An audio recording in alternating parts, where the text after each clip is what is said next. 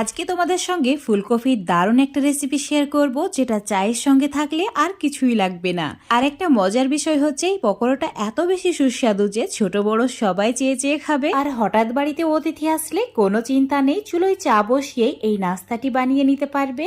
আর যে খাবে সেই প্রশংসা করতে বাধ্য হবে, এত বেশি মুচমুচে আর সুস্বাদু। তো এই নাস্তা বা এই পকোড়াটা বানানোর জন্য এখানে একটা ফুলকপি নিয়েছি। তোমরা যে পরিমাণে পকোড়া বানাতে চাও সেই হিসেব করে এখানে বড় বা ছোট ফুলকপিটা নিয়ে নেবে।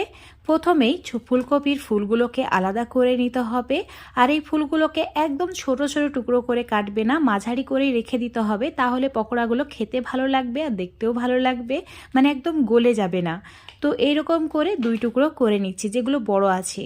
তো সব ফুলকপি টুকরো করে নেওয়ার পর এখন এগুলো সেদ্ধ করে নিতে হবে। তো চুলোর উপর একটা কড়াইয়ে জল নিয়েছি, বেশি পরিমাণে জলটা দিতে হবে, অল্প একটু নুন দিয়ে এখন টুকরো করে রাখা ফুলকপিগুলো দিয়ে দিতে হবে। আর হ্যাঁ, ফুলকপিগুলোকে একটু জল দিয়ে ভালো করে ধুয়ে নেবে, তারপর গরম জলে অ্যাড করবে। আর এই ফুলকপিগুলো খুব বেশি সেদ্ধ করা যাবে না, 5 মিনিট মতো সেদ্ধ করে নিয়েছি, মানে ওই 50% মতো সেদ্ধ হয়েছে। এখন জল ঝরিয়ে একটা পাত্রের মধ্যে রেখে দিতে হবে যাতে এক্সট্রা জলটাও ঝরে যায়। এবার একটা মিশ্রণ বানিয়ে নিতে হবে।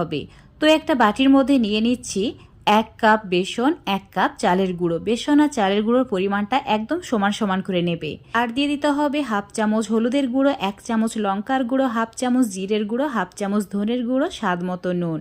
আর একদম অল্প পরিমাণে গরম মশলার গুঁড়ো দিয়েছি। তোমরা চাইলে এখানে আদা রসুন বাটাও অ্যাড করতে পারো। সমস্ত শুকনো উপকরণ ভালো করে মিশিয়ে নেওয়ার পর এখন এখানে জল দিয়ে দিতে হবে 2 কাপ। অল্প অল্প করে জল দেব আর একদম ঘন মিশ্রণ বানিয়ে নেব।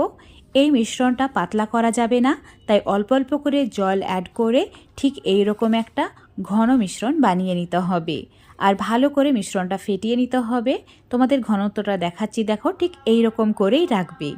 এবার এই মিশ্রণটা তোমরা চাইলে 5 মিনিট রেস্টেও রাখতে পারো, যেহেতু চালের গুঁড়ো দিয়েছি। 5 মিনিট পর এই মিশ্রণের মধ্যে ফুলকপির টুকরোগুলোকে দিয়ে একটা চামচের সাহায্যে এইভাবে তুলে নিতে হবে। তারপর একদম গরম তেলের মধ্যে অ্যাড করে দিতে হবে।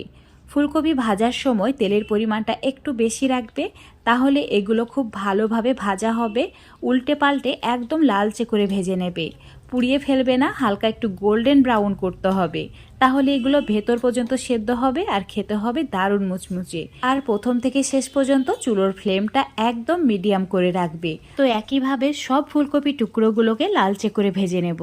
এখন এগুলোকে তেল ঝরিয়ে একটা প্লেটের মধ্যে সার্ভ করে নিচ্ছি। আর অবশ্যই টিস্যু পেপারের ওপর রাখবে, তাহলে এক্সট্রা তেলটাও টেনে নেবে। তো এইভাবে সব ফুলকপি টুকরোগুলো